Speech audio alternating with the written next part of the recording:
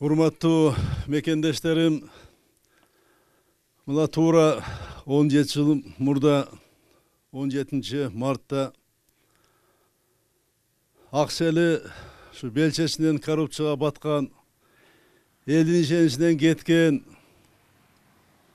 үй бүлөлүк башкарууга каршы чыгып, адилеттүүлүк үчүн күрөшкө чыгып, мекендештерибиздин ушул жерде жолун тосуп, бийлик ок чыгарып, 6 адамдын кырчындай өмүрү кыйылып, мына көрүп турасыздар, аттары жазылып турат.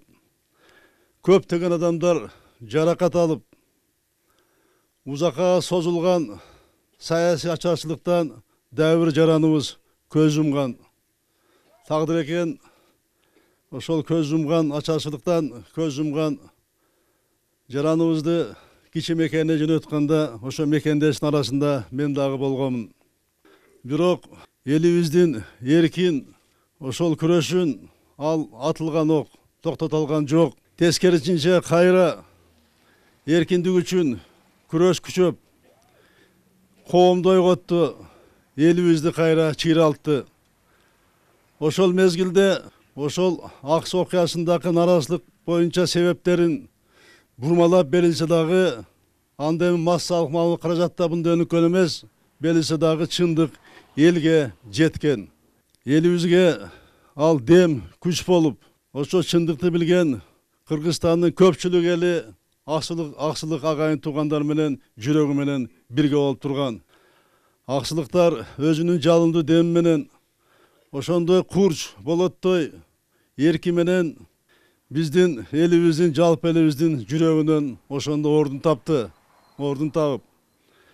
Аксылыктар элибиздин ан сезиминде улуу бурулуш жасап, элди ойготуп, биздин өлкөбүздүн жаңы өнүгүшүнө жаңыча бир дем киргизди. Акыйкатсыздыктын, адилетсиздиктин, мыйзамсыздыкка каршы күрөштүн мына башаты болуп калды. Ошол Аксы окуясы.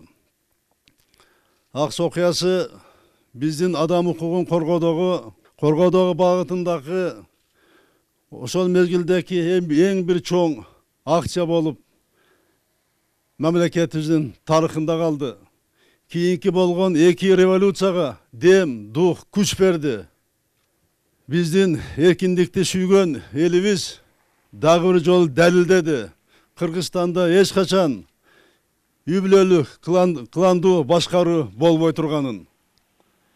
Элдин эркиндиги, мамлекеттин бүтүндүгү, өлкөбүздүн, элибиздин келечеги үчүн жанын курман кылганга даяр элекенин мына дүйнөлүк коомчулукка жеткизди. Мына 2002 жылкы Аксы окуясынын 17 марттагы мааниси, тарыхы мына ушунда, урматтуу агайын туугандар. Биз бардыгыбыз ушу Аксы окуясында курман болгондорду, ошол окуяда жаракат алып, кийин кайтыш болгондорду, алардын жарык элесине мына таазим этип турабыз бардыгыбыз тең. Ошондой эле кийинки 2005-2010 жылдары эркиндик үчүн жалпы элдин арасында жүрүп курман болгон мекендештерибизди мына бүгүн эстейбиз. Алар эмне үчүн көз жумганын, эмне үчүн курман болгонун биз мына бүгүн эскеребиз. Адан сабак алабыз. Апрель окуясынын дагы мына эмки жылы 20-жылы 10 жылдыгы болот. Апрель окуясында дагы үй бүлөлүк башкарууга, кландык башкарууга каршы чыккан мекендештердин арасында мен да болгомун. Апрель окуясындагы ошо кландык башкарууга, үй бүлөлүк башкарууга, ошол режимге каршы чыккан мекендештеримдин, курман болгон мекендештеримдин, алардын жакындарынын тагдыры мен үчүн деле жөнөкөй гана сөз эмес. Бул менин жүрөгүмдө, урматтуу агайын туугандар. Мына азыр жарлык даярдап атабыз.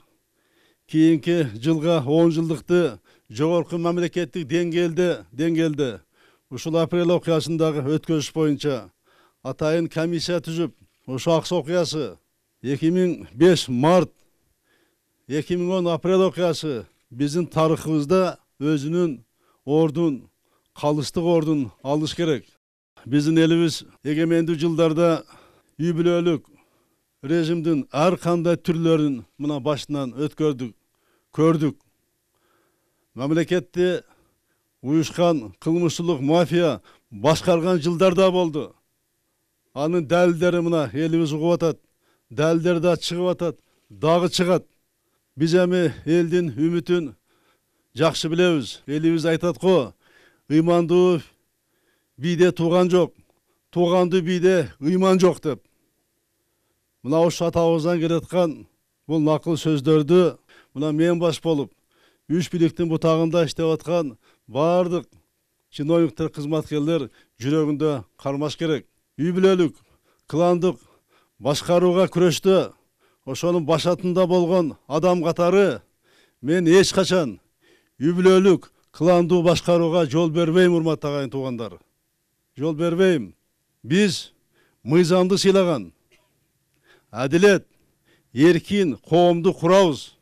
Элдин эркиндиги, мамлекеттин бүтүндүгү, өлкөбүздүн, элибиздин жаркын келечеги үчүн курман болгон балдарыбыздын, жаракат алып, кийин курман кайтыш болгон мекендештерибиздин асыл ойлору, асыл максаттарын биз ишке ашырганга баардыгыбыз тең милдеттүүбүз. Мына ушуну биз ишке ашырышыбыз керек. Мына ушул асыл ойлорубузду, максаттарыбызды жаратканым колдоп ишке ашсын. Элибизде ар дайым биримдик,